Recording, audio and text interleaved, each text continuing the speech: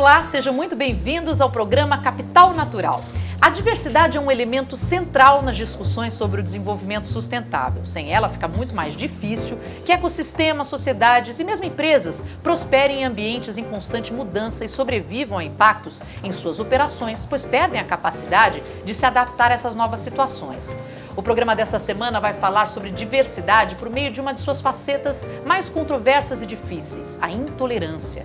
Estamos mais intolerantes com o advento das mídias digitais? A proximidade relativa que a internet proporciona diminui a nossa capacidade de nos relacionar e de aceitar o outro?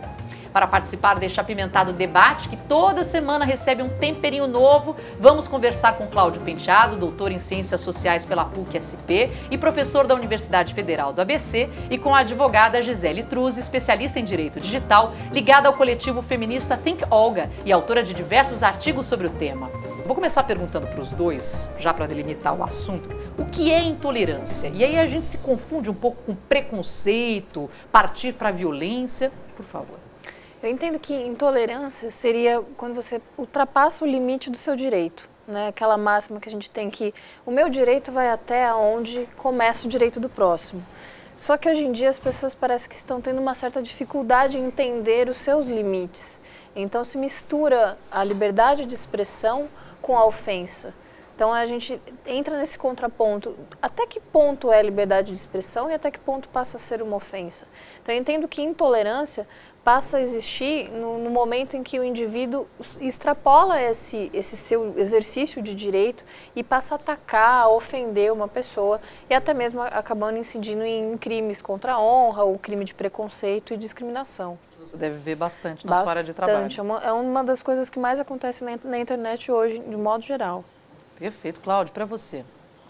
A questão da intolerância é um caminho para a gente poder tentar entender assim, não tolerar o outro, né? No sentido de que as pessoas estão com dificuldade para tolerar um pensamento diferente do seu. Então, é muito interessante hoje em dia, eu trabalho nessa área de ciência política, hoje se usa democracia para tudo, e democracia é uma palavra utilizada para tudo, e as pessoas têm muita dificuldade de entender o que é a tal da liberdade. Não, isso é liberdade, mas o que é a liberdade? Então, essa intolerância é falta de aceitar, às vezes, as pessoas com posições diferentes, que não conseguem conviver com pessoas que pensam diferente, têm posições diferentes, e volta, né, para aquela questão que apareceu na chamada, né, a questão da diversidade. Talvez a grande riqueza de viver em sociedade é a diversidade de pensamentos, aí que surgem as grandes inovações, as grandes descobertas, justamente ambientes de diversidades. E hoje em dia parece que você tem uma grande dificuldade de aceitar essa convivência entre pessoas que pensam diferente, posições diferentes, e aí partem para agressões, xingamentos, ofensas como... A psicóloga Maria Rita Kel, que ela fala uma frase interessante, e você meio que colocou isso, né? Intolerância também não é uma boa palavra, porque tolerar não necessariamente se aceita a outra pessoa, né? E já não é nem interessante a própria tolerância de uma pessoa, você teria que aceitar que existem opiniões diferentes. Eu entendo que seria saber ouvir, né? Porque quando você tolera, não necessariamente você aceita, mas se eu sei ouvir a sua opinião, eu posso discordar dela, mas eu preciso ao menos ouvir você. E hoje em dia parece que as pessoas não estão nem sequer sabendo ouvir, não deixam o outro falar. Tem essa dificuldade de se conviver grupos diferentes, de opiniões diferentes. Então seria talvez um exercício de saber ouvir, né? De se escutar. Né? Eu complementaria de escutar, saber ouvir, saber conversar, né? Eu complementaria assim, no sentido, porque muitas vezes a gente entra numa conversa meio para confirmar o seu próprio pensamento. Então você vai conversar com pessoas que pensam igual a você, ou você vai tentar se impor com outro. Então poucas vezes as pessoas entram numa conversa, numa relação de igualdade, de aprendizado. Eu vou conversar com você e no meio da conversa eu podia ter uma opinião, mas de repente você me passa outras informações e eu mudo. E as pessoas já entram com muitas certezas. Então, como está falando, a palavra tolerância não é boa porque você parte de uma preposição de poder. A pessoa, eu tolero você, eu sou superior, mas eu tolero você falando suas besteiras. E não é legal, eu tenho que entender o outro como igual. A diversidade passa pela questão de entender o outro como igual. Mas eu entendo que também deve ser difícil, até porque essa mesma psicóloga, ela coloca essa questão de você ter o direito de ter a sua posição, ter uma posição forte com relação a isso, que é até uma forma intransigente. Mas não necessariamente, porque você tem essa opinião forte, você precisa ser intolerante. Mas é difícil, porque a gente vive aí um fla-flu constante nas redes sociais, principalmente. Eu penso isso e você que se exploda. E aquele amigo falou um negócio que eu detesto, que eu também não vou nem argumentar, deleto ele. Quer dizer, uma guerra isso. A gente, pelo menos, vive isso, é constante visualizar isso, não? Quer dizer, dá para ter, eu posso ainda ter a minha opinião, mas como é que eu faço para não, ao ter a minha opinião, não estar impondo? É aí que é dificuldade, porque é difícil, assim, você teria que entender que você é igual ao outro, e, assim, e muitas pessoas não querem ser iguais aos outros, né? A questão, né, o sociólogo francês já falecido, Pierre Bourdieu, né, tem um clássico livro, A Distinção, que fala assim, muitas das coisas que a gente procura, a gente por se distinguir dos outros, uma afirmação de identidade, e certos momentos são importantes, mas ao mesmo tempo eu tenho que ter uma percepção que eu não sou superior, eu sou igual ao outro, mesmo eu sendo diferente. Então eu sou igual a ela, mas eu sou diferente ao mesmo tempo, porque ela é mulher, eu sou homem, eu tive uma trajetória de vida diferente, mas nós somos, mesmo assim, nós somos iguais. Estamos conectados. Então, eu tenho que saber entender e respeitar ela como uma igual com pensamentos diferentes. Ela vai ter. E eu tenho que estar. E aí, assim, a gente tem que estar disposto a ouvir. A gente volta àquela questão, entendeu? A ouvir, conversar e talvez mudar de opinião. Mas eu só vou poder mudar de opinião se eu reconhecer no outro vamos dizer, que eu posso aprender durante uma conversa, como a gente está fazendo aqui. A gente está tendo um aprendizado, ela passa informações, você passa informações, o pessoal lá de casa conversando entre si, vão trocar experiências, vão surgir aprendizados, mas as pessoas têm que estar abertas a isso. E esse é o grande desafio, as pessoas se abrirem e saírem de posições mais extremadas. O que a gente volta à questão das redes sociais. As redes sociais, ela permite mas eu vou tratar com redes sociais de você daqui a pouco. E como a verdade absoluta deste programa sou eu vou fazer um intervalinho rápido, não saia daí.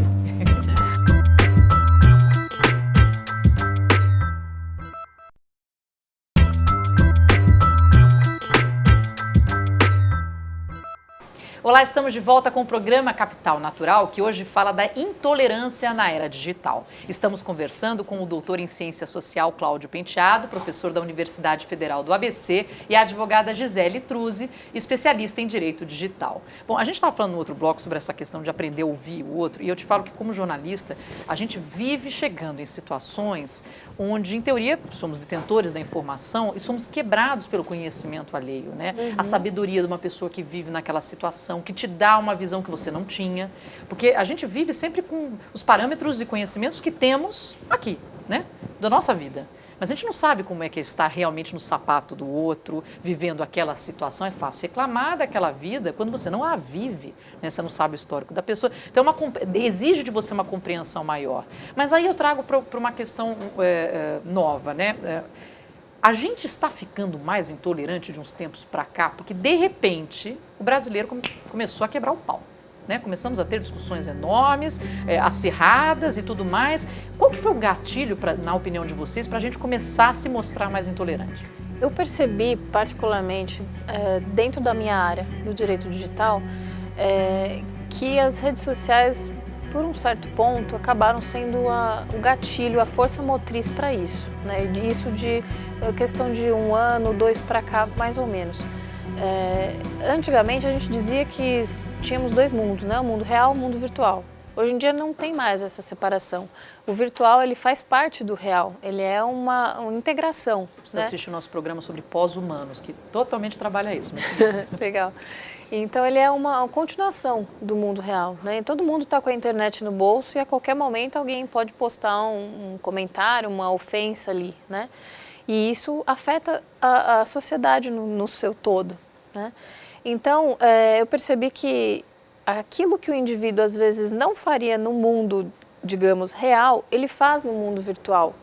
Porque a tela lhe dá uma coragem e uma sensação de falso anonimato que muitas vezes ele não teria no mundo real. Então, alguém que iria te xingar pessoalmente, não faz porque tem vergonha, porque tem algum receio, né? Mas ele faz através de um perfil falso, numa conta de rede social. Em outras vezes, até o indivíduo faz no mundo virtual aquilo que ele também faria no mundo real. Então, por isso que o virtual é uma continuação do mundo real. E nesse ponto, por ser uma ferramenta muito rápida, muito imediata, o indivíduo acaba ali soltando ali suas emoções, né? E acaba extrapolando muitas vezes, né? Por mais que se apague, alguém já deu um print, a ofensa já está feita, né? E eu comecei a perceber isso como advogada na época da reeleição da presidente, em que começaram a surgir comentários ofensivos aos nordestinos, alegando, né, a maior porcentagem de votos do Nordeste e tal. E isso eu vi entre amigos meus, vi entre pessoas desconhecidas esse ódio maciço contra os nordestinos.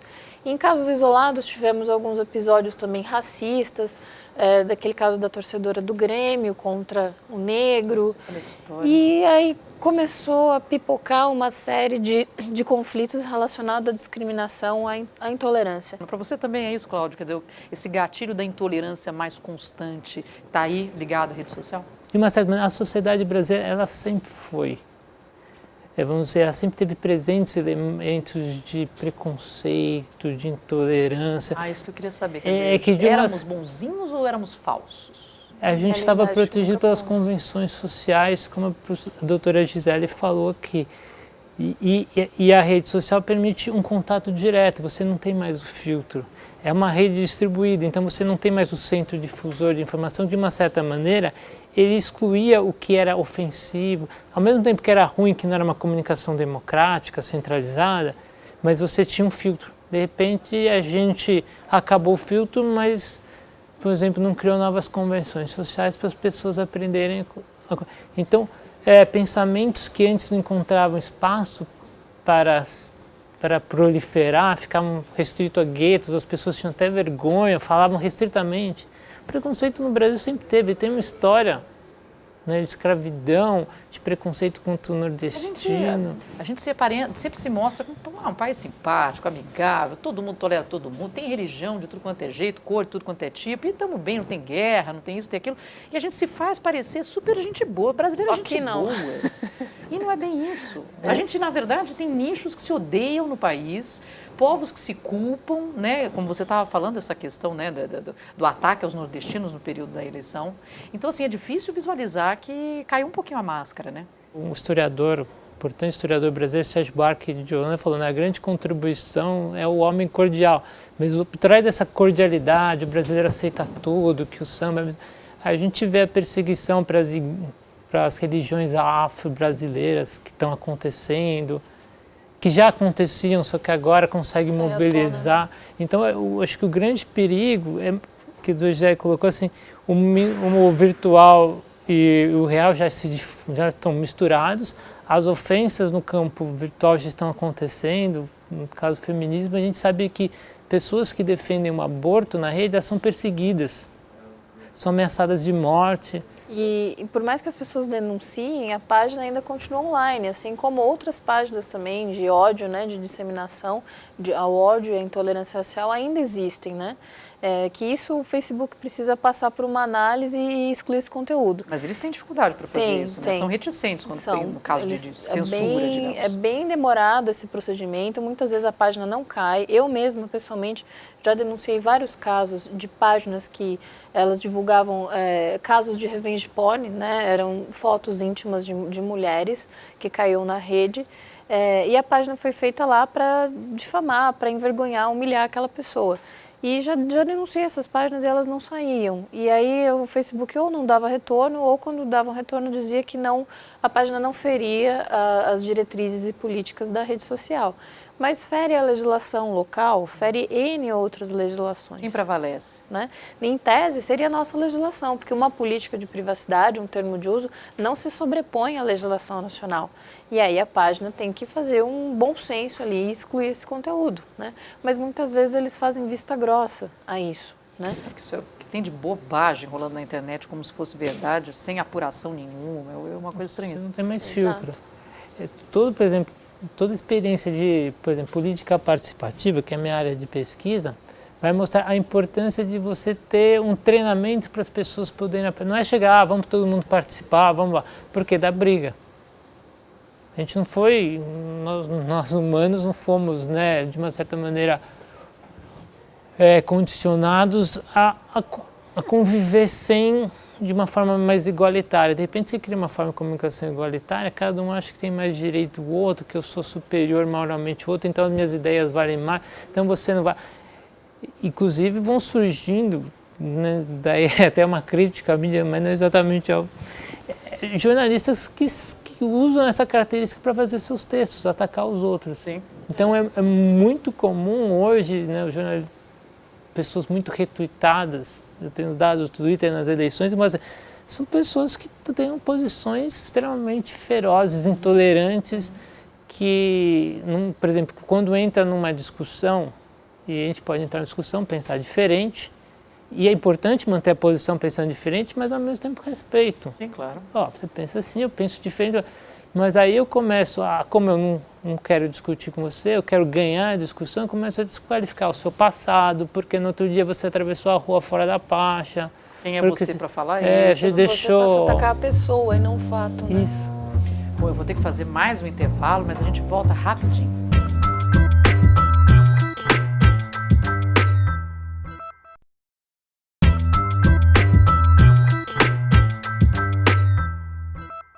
Olá, estamos de volta com o Capital Natural, que hoje fala da intolerância na era digital. Estamos conversando com o doutor em Ciência Social, Cláudio Penteado, professor da Universidade Federal do ABC e a advogada Gisele Truzzi, especialista em Direito Digital. A gente estava falando em um outro momento sobre o aumento muito rápido e em números estapafúrdios, né, de crimes digitais e de sites e publicações, enfim, com racismo, com preconceito, puxando para esse lado. Na sua experiência, eu queria que você contasse um pouquinho sobre isso, Gisele, até porque eu entendo que a gente está cada vez vivendo mais dentro de nichos, né, porque...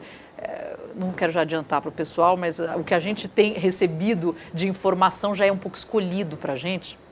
Sim, nós vemos que dentro dos crimes digitais mais praticados, de acordo com até estatísticas da SaferNet, né, que é uma ONG que recebe denúncias de crimes eletrônicos, os mais praticados são o cyberbullying, que aí entram as ofensas praticadas via internet, e a revenge porn, que seria a exposição íntima de conteúdo não autorizado de terceiro. E esses dois tipos de crimes, eles tiveram um aumento nos últimos 2 anos, de acordo com a própria SaferNet, de mais de 2.300%. Nossa. De 2012 para 2014. Esse foi o último fechamento da SaferNet. Então, a gente se questiona, isso se deve a quê? Ao uso cada vez mais excessivo e maciço das redes sociais? Certamente, né? Cada vez é maior o número de pessoas com acesso à internet, com acesso à rede social e com acesso ao smartphone, em que é aquele perigo da internet no bolso e você postar algo ali sem pensar, né? Mas também isso se deve ao próprio comportamento do usuário. Eu não gosto de culpar a tecnologia, né? Dizer que nós vivemos nesse caldeirão agora de intolerância por conta da tecnologia em si. Porque esse comportamento já estava presente no indivíduo. A tecnologia só fez um canal para liberar, para fazer essa catarse, né? Então, antigamente a gente não via tantos assuntos sobre isso, a gente não tinha acesso a determinadas notícias, parece que não se via todo esse ódio pululando, né, por aí. E agora nós vemos. Mas será que não é algo que também já estava dentro das pessoas? Então é algo que eu tenho me questionado, eu tenho percebido que esse ódio, esse preconceito, ele estava, de certa forma, já inserido no indivíduo. E com a tecnologia, o indivíduo passou a ter mais um canal para se expressar de modo negativo. Eu só queria que você explicasse um tiquinho, Gisele, dessa questão de vivemos em nichos, até porque passamos a ser... digamos, informados por algoritmos. Como é que é isso? Sim, pelo próprio Facebook, né, as redes sociais, elas usam algoritmos no formato em que você criou o seu perfil. Então, conforme você preencheu o seu perfil, fez o seu cadastro ali, curte determinados interesses, a rede passa a te exibir coisas relacionadas aos seus interesses, para que você tenha uma experiência de navegação melhor. Né? Então, baseado nos seus interesses, ele vai te oferecendo, vai te colocando os seus amigos com os quais você mais interage. Então, por isso que no Facebook, as pessoas que acabam aparecendo na nossa timeline são, de fato, aquelas com quem nós mais interagimos. Aquela pessoa esquecida lá do passado raramente entra ali, a não ser que você vá até o perfil dela e faça alguma interação. Então, o Facebook coloca aquilo com o que você mais interage, aquilo do qual você mais gosta, então vai criando uma bolha, né, de assuntos relacionados aos seus próprios gostos, e você tem essa sensação de que está fechado, né, numa ilha, numa bolha, com pessoas que falam a mesma língua que você, gostam das mesmas coisas que você. Então a gente fica cada vez mais distante daquilo que não gostamos. A gente se mantém nessa zona de conforto, né? E é confortável ficar na zona de conforto. Toda vez que eu tenho que lidar com o diferente, eu preciso sair dela. Então, cria-se ainda mais resistência para o indivíduo exercitar a sua tolerância, né? Então, a rede social está formatada de uma maneira que faz com que o indivíduo se feche cada vez mais.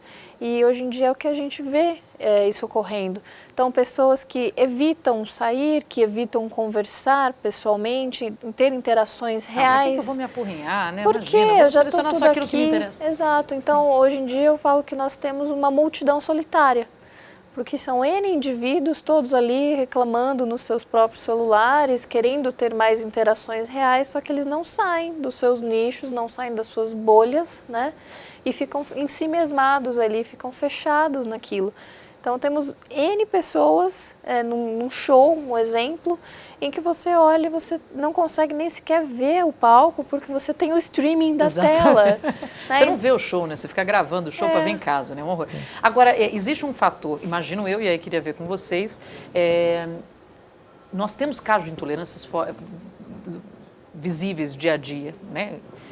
Mas tem momentos onde a intolerância é tão difícil de aceitar que a rede social acaba ajudando, né, a reverter esse momento. Que eu falo que é como se você jogasse um manto por cima e aparece, isso é inaceitável. Aí a gente joga um manto de, não dá, isso aqui é o limite, precisamos repensar os nossos valores. O caso do menino sírio, Aylan Kurdi, que aquilo ali não sai da minha cabeça, eternamente não sairá. É aquela coisa, porque você ouve de tudo, são os árabes, eles vão invadir, que não sei o quê, porque o problema de vocês é o sírio, enfim, né, mas aí acontece uma coisa que não dá para aceitar. Entendeu? E aí a rede social espalha aquilo mundialmente, aquilo vira uma força faz uma pressão sobre a sociedade europeia que vocês precisam fazer alguma coisa, porque isso é inaceitável.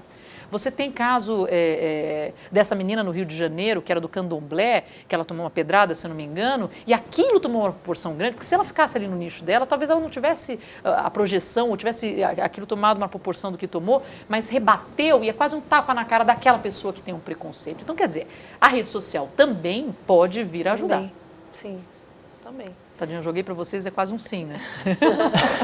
Não, a gente concorda, não sei, mas o que a Gisele pensa, assim, mas concorda, assim, ver a rede social, ela tem efeitos positivos, como você falou, e efeitos negativos. Então, a culpa não é das redes sociais, nem da tecnologia, nem da internet. O logaritmo que é feito a rede social para você navegar o ambiente é para te dar mais conforto. O motor de busca na internet, ele vai também criar o filtro bolha, ele vai te dar um resultado de acordo com o seu perfil. Então, se eu for procurar o mesmo termo no motor de busca X, ela for buscar no mesmo motor de busca o mesmo termo, os resultados que vão dar vão ser diferentes. Mas dá para ser otimista, então, não tendo bolhas de opinião, não? Eu acho que dá, se as pessoas tiverem consciência disso. Se elas tiverem consciência de que nem tudo está na internet e que a internet não é tudo. Então, busque em livros, em bibliotecas, em aulas presenciais, em bate-papos como o nosso. A internet não é tudo, saiba ouvir as pessoas, né? Escute a sua avó, né? Eu tive experiências magníficas de ouvir as histórias da minha avó. Quantos jovens hoje em dia escutam as histórias dos seus avós, né? Exercitar esse ouvir, essa tolerância. E saber que quando você está pesquisando algo na internet, aquilo que o buscador vai estar te oferecendo não necessariamente é a verdade absoluta. Se aprofunde um pouquinho mais. Né? A gente não pode ser PhD em Google Search. Não dá, né? Precisamos de experiência, de vivência. E a vida é isso, não é ver a vida passar atrás da tela. Seria bom se as pessoas fizessem terapia também, ajudaria bastante no mundo, né? Ajuda. Mas todos não podem. Mas uma coisa que é possível... Ai, que pessimista, podia ter todo mundo fazer uma terapia. Não, mas acho que uma coisa é possível é talvez entender qual é a gênese da internet. A internet existe para o quê? Para você ter o quê? A convivência da diversidade. Se a gente pensar o segredo da evolução, é justamente a diversidade, não é? O pessoal fica falando da adaptação, não é. A questão é a diversidade, é o convívio. E a internet possibilita isso, abrir um caminho, mas ela não é o fim. Sim. É entender como ferramenta. Se a gente for, a internet é tudo. Não, mas ela te dá uma ferramenta para você. É você o canal, segredo. Né? É o canal. Muito bem. Bom, eu queria agradecer muito a presença dos nossos convidados. O programa desta semana vai ficar aqui. Então, agradecendo aos convidados, professor Cláudio Penteado, doutor em Ciências Sociais pela PUC-SP, e a advogada Gisele Truzzi, especialista em Direito Digital ligada ao coletivo feminista Think Olga e autora de diversos artigos sobre o tema. E eu convido você a continuar conectado conosco. Acesse a nossa página no Facebook. Eu sou a Marina Machado e até o próximo programa.